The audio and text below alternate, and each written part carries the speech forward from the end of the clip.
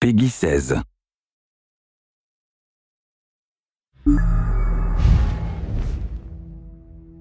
Today I'm excited to talk about our first content update for The Elder Scrolls Online. It's the next piece of the veteran gameplay pie, and it's specifically designed for groups of 4 players, and it's got even more special content designed for groups of 12 players. It's the adventure zone known as Craglorn.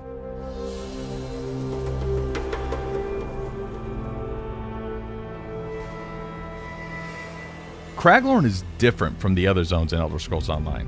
Content starts at veteran rank 10, and the exploration content is built for groups of 4. It has new and dangerous veteran rank group dungeons, and it introduces Trials, our large group veteran PvE system. When you first enter Craglorn, there's going to be a mystery that's set up. The constellations are missing from the sky, and you're going to hear rumor of these beings called Celestials, and they are the warrior, the mage, the serpent, and the thief. And how they're impacting Craglorn and what's going on is going to be what your group discovers. To actually get introduced to that story, we have quests that are specifically designed for 4-person groups. These quests take you to different locations throughout Craglorn, and they keep revealing more and more of the story. But of course, we also have the quests that come about from natural exploration. If you're out exploring with your group, you'll stumble on these quests, many of which you can repeat on a daily basis. But it's the main story quests that really drive you to these larger places of interest that are specifically tailored to reveal more of the overall story of Craglorn. Just like normal zones, Craglorn has a main city, and that city is called Belkarth, which might be a great staging area for you to set up a group.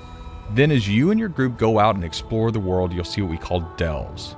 Now, you may have experienced delves in the overland content, for instance, say Auradon or any of the other normal zones.